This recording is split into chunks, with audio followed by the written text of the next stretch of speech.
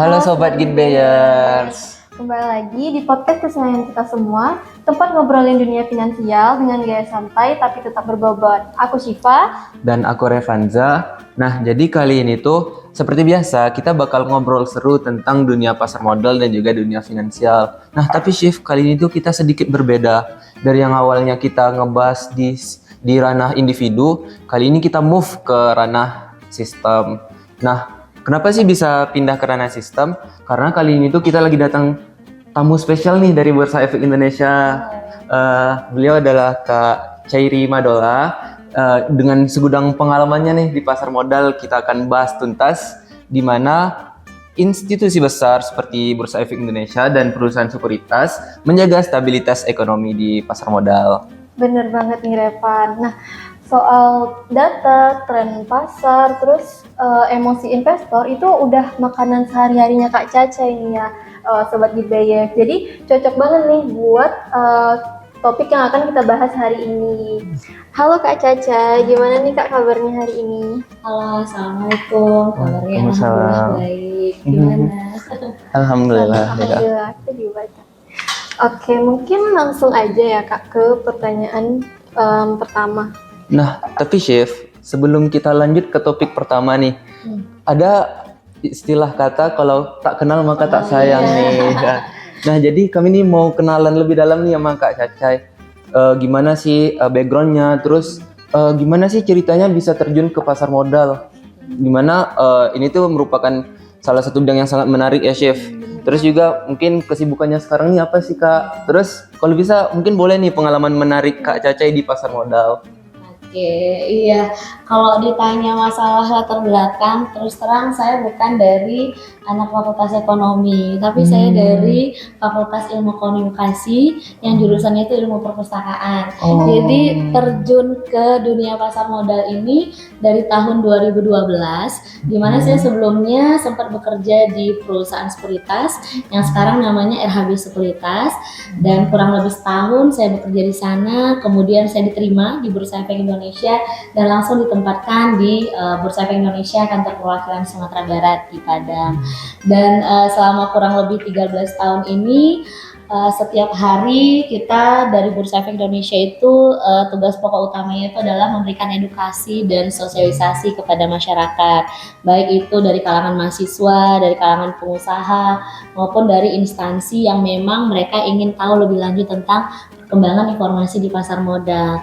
Nah, saat ini saya juga karena kita bekerja di Bursa Efek Indonesia dan menjalin kerjasama dengan galeri investasi atau bekerja sama dengan perguruan tinggi, makanya di kampus Universitas Andalas ini kita punya galeri investasi. Nah, pengalaman ya, kalau misalnya dibilang pengalaman sih ada banyak ya pengalaman yang saya pernah terekam di dalam benak gitu ya. Jadi pernah kita sosialisasi di kabupaten, di daerah Sejunjung ya. Ketika kita mau melakukan sosialisasi ataupun kita edukasi kepada masyarakat yang ada di sana. Nah, kebanyakan masyarakat di sana, tapi bukan isi Junjung aja ya, tapi juga ada daerah lain, ada daerah Pasaman atau daerah perkebunan lah, yang rata-rata atau mayoritas mereka itu bekerja di kebun, memiliki kebun yang cukup luas, tetapi belum percaya kepada institusi seperti perbankan, apalagi pasar modal gitu. Jadi kebanyakan masyarakat di daerah tersebut masih menyimpan uang di bawah bantal, di bawah tempat tidur gitu. Bahkan ada yang membeli kulkas tapi bukan untuk menyimpan makanan, teman-teman. Jadi menyimpan uang. Ya, jadi kulkas atau lemari itu digunakan untuk menyimpan uangnya. Jadi hasil kebun itu disimpan ke sana. Jadi ini yang membuat kita, wah, ternyata informasi mengenai investasi di pasar modal ini belum sampai ke masyarakat yang ada di kabupaten daerah. Jangankan untuk investasi di pasar modal, di menyimpan uang di bank aja mereka nggak percaya, karena mereka merasa lebih aman kalau menyimpan uang itu di rumah sendiri, di bawah kasur ataupun di bawah tempat tidur, karena di situ mereka tidur gitu kan, jadi merasa lebih aman. Nah, inilah tantangan yang nanti kita akan coba untuk mensosialisasikan mengenai investasi pasar modal ini kepada masyarakat di daerah. Oh, keren banget nih. Fun fact juga nih buat Sobat Gibes, berarti kalau kita mau kerja di BE itu nggak harus ya dari jurusan ekonomi atau yang dari FEB gitu ya Kak? Betul. Jadi boleh kok teman-teman yang mungkin backgroundnya saat ini bukan di Fakultas Ekonomi tapi di fakultas lain itu feel free untuk bisa mendaftar ataupun bekerja di dunia pasar modal. Gitu ya Sobat Gibeyers. Oke, makasih ya Kak buat perkenalannya barusan dan juga menarik banget nih pengalaman-pengalaman yang udah Kak Caca ceritain barusan. Mungkin tanpa nunggu lama-lama, langsung aja kita masuk ke pembahasan utama kita hari ini. Oke Kak Caca, jadi mungkin Syifa langsung mulai ke pertanyaan pertama ya Kak. Nah, tapi Kak sebelumnya Syifa itu sempat lihat akhir-akhir ini Kak di media sosial mulai banyak tuh Kak orang-orang yang melek investasi nih Kak. Apalagi waktu pergantian Menteri Keuangan kemarin nih Kak. Banyak tuh Syifa baca di komentar-komentarnya mereka nanya-nanya gimana sih caranya buat jadi investor, buat pemula gitu-gitu kan Kak. Nah, tapi Kak selain itu banyak juga nih Kak investor pemula itu yang beli saham tapi ikut-ikutan Kak. Jadi beli FOMO sahamnya, ya. iya betul. Mereka beli sahamnya karena lagi rame aja. Terus banyak juga Kak yang jual saham tapi nggak analisis dulu. Iya. Kayak jual karena takut rugi gitu kan Kak. Nah, Panik ya. iya betul. Terus kalau dalam situasi seperti itu nih Kak, apa sih Kak yang sebenarnya sedang terjadi di balik layar bursa efek pada saat itu tuh Kak? Oke, jadi yang seperti kita ketahui kalau investasi saham itu dia bergerak fluktuatif kan, bisa naik, bisa turun. Nah itu tidak bisa dipastikan. Artinya ketika teman-teman berinvestasi di produk saham, teman-teman harus siap akan resiko saham itu turun ataupun resiko keuntungan saham itu mengalami kenaikan. Nah resiko itu yang harus dipahami oleh investor pemula nih, terutama yang Gen Z ya kan. Kebanyakan tuh yang seperti Syifa bilang, mereka tuh beli ikut-ikutan karena temennya beli dia ikutan beli, karena ada influencer atau selebgram yang ini nih sahamnya bagus kayak jadi memberi sinyal gitu ya Kak. betul. Jadi perlu diingat teman-teman ya, influencer ataupun selebgram itu, atau mungkin bisa jadi teman kita sendiri, mereka merekomendasikan untuk membeli itu pasti punya tujuan. Bisa jadi mereka sudah punya sahamnya, terus mereka mau jual tapi harganya belum naik, mereka suruh kita beli supaya harga sahamnya itu mengalami kenaikan dan setelah naik dia bisa jual. Ataupun kayak selebgram atau misalnya influencer, mereka kan pasti dibayar, ya kan? Mereka kan pasti dapat istilahnya apa sih? Endorse betul dari orang yang mungkin membayarnya untuk menyampaikan informasi seperti yang mereka inginkan. Nah, jadi kalau misalnya teman-teman ada mendengar informasi, oh ini ada rumor saham ini akan naik atau saham ini akan turun, teman-teman jangan langsung panik, jangan langsung jual, jangan langsung mengambil tindakan, tapi analisa dulu. Nah, apalagi kalau misalnya Syifa dan ini kan punya latar belakang di ekonomi ya, mungkin jurusan akuntansi atau manajemen, itu kan belajar tuh tentang analisa laporan keuangan. Nah, alangkah baiknya teman-teman menganalisa dulu apakah benar isu ataupun informasi yang disampaikan oleh orang yang kita kenal itu. Nah, kalau misalnya memang benar, nah itu balik lagi ke kita ngambil keputusannya, apakah kita ingin mengikuti rumors yang ada atau kita tetap berpegang teguh, saya nggak mau jual, saya nggak mau beli. Karena memang keputusan membeli dan menjual itu berada di tangan investor itu sendiri. Jadi jangan FOMO, jangan ikut-ikutan. Karena nanti kalau misalnya setelah kita jual ternyata sahamnya naik tinggi, kan yang rugi kita ya. Ada rasa penyesalan. Begitu juga ketika kita beli, ternyata saham setelah itu turun. Nah kan kita juga yang akan menanggung. Makanya is our money. Jadi kita harus pandai-pandai dia mengelola keuangan, mengambil keputusan dengan tepat. Berarti ada ya singkatan BYOR ya Kak, do you earn research? Iya benar sekali. Jadi kalau misalnya ada nih saham, pertama reading dulu, baca laporan keuangannya, terus diinvestigasi, dianalisis, ya setelah itu baru putuskan untuk trading. Jadi sebenarnya nggak cepet ya. Maksudnya kalau misalnya kita hanya berdasarkan spekulasi yang tadi disampaikan Syifa, resikonya lebih besar. Spekulasi kan berarti kita nggak punya dasar. Nah kita nggak menganalisa, kita hanya berdasarkan keputusan sesaat, ya kan, itu tidak berdasarkan analisa yang cukup mendalam. Bahkan nih seorang Warren Buffett atau Lo Keng Hong pun yang investor pasar modal yang mendapatkan keuntungan luar biasa lah kan, dalam 1 tahun dari dividen aja dia sudah bisa dapatkan ratusan juta. Itu memilih saham itu tidak dalam waktu singkat, analisanya cukup mendalam, bisa setahun sampai 2 tahun bahkan lebih untuk memutuskan membeli satu saham. Nah, apalah kita ya yang baru-baru belajar sebentar terus langsung bisa memutuskan beli atau jual gitu. Jadi lebih baik teman-teman meluangkan waktu, menginvestasikan leher ke atas ya, investasikan untuk membaca atau mempelajari produk investasi di pasar modal itu lebih baik.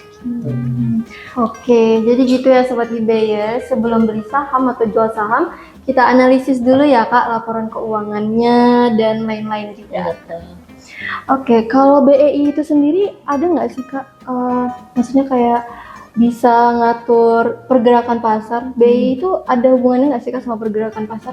Sama sekali Bursa Efek Indonesia itu tidak berperan atau tidak memiliki hak atau misalnya tidak ikut campur dalam perdagangan saham di Indonesia. Jadi mekanisme kita mengatur, kita membuat aturan, kita menentukan kebijakan yang berlaku di pasar modal, tapi kita tidak bisa mencampuri pergerakan harga saham itu. Jadi pergerakan harga saham, turun naiknya saham itu memang berdasarkan market, berdasarkan pasar. Kalau misalnya banyak permintaan, berarti harga saham akan naik. Tapi kalau banyak penawaran, harga saham akan turun. Nah, kenapa banyak permintaan dan penawaran? Tergantung sentimennya, sentimen positif ataupun negatif. Misalnya, Siva beli satu saham gitu ya. Nah, ternyata sentimennya positif, artinya banyak informasi-informasi positif yang kita dapatkan sehingga membuat harga saham itu naik.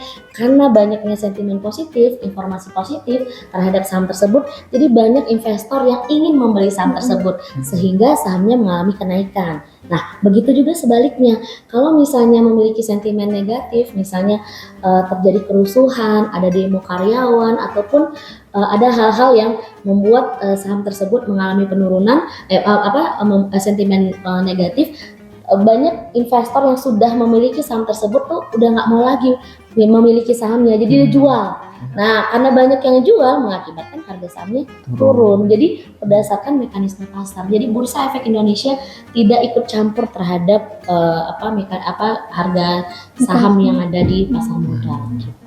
Berarti Bursa Efek Indonesia ini lebih ke sebagai regulatornya ya Kak. Sekali. Dan kalau untuk pergerakan pasar itu tergantung sama supply and demand-nya sendiri. Betul sekali, berdasarkan permintaan dan penawaran. Jadi kita sebagai regulator, kita berada di bawah OJK. Jadi antara Bursa Efek Indonesia, ID Clear, Lembaga Clearing, dan juga KSCI, kita disebut dengan SRO. Istilahnya itu Self Regulatory Organization.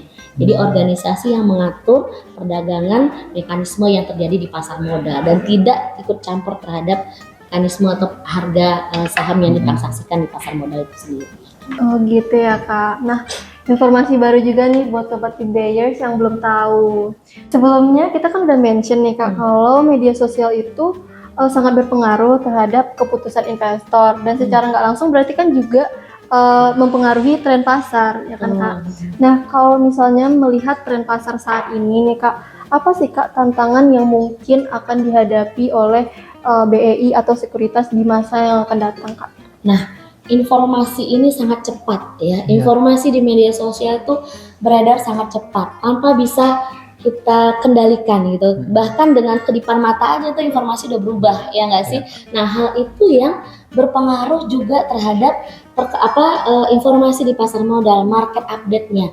Jadi bisa jadi kalau misalnya teman-teman melihat nih sahamnya bagus, ketika dibeli 1 detik kemudian harganya udah langsung anjlok gitu kan. Kenapa? Ternyata setelah kita membeli ada informasi yang sentimen negatif yang membuat harga sahamnya anjlok gitu kan. Nah, secepat itu ya, jadi hitungannya itu detik gitu ya. Jadi makanya kalau misalnya teman-teman generasi Z, investor pemula, benar-benar harus update informasi perkembangan pasar modal itu, karena informasi ini sangat cepat. Nah, kita di Bursa Efek Indonesia sebagai regulator itu juga tidak bisa mengendalikan informasi ya, karena informasi itu kan begitu masifnya ya. Jadi kita pun sebagai regulator ya caranya ya kita mengimbangi dengan sosialisasi dan edukasi kepada masyarakat. Jadi informasi yang beredar di pasaran atau di media sosial kita harus imbangi dengan informasi yang benar, mengarahkan investor ataupun calon investor masyarakat ini kepada informasi yang benar, tidak menyesatkan. Nah, itu yang kita imbangi. Karena memang dari survei ya, masyarakat di Indonesia tingkat inklusi keuangannya, artinya pemahaman masyarakat terhadap industri keuangan itu sangat rendah. Bahkan tingkat inklusi itu lebih tinggi dibandingkan literasi. Kalau inklusi ini misalnya yang menjadi nasabah di satu bank atau yang sudah melakukan transaksi, misalnya yang sudah jadi investor, itu jumlahnya lebih banyak dibandingkan dengan mereka yang paham tentang ini literasi keuangannya. Artinya mereka nyemplung dulu, investasi dulu, Baru tanpa mereka belajar. paham apa itu produk investasi saham, apa resikonya, apa keuntungannya.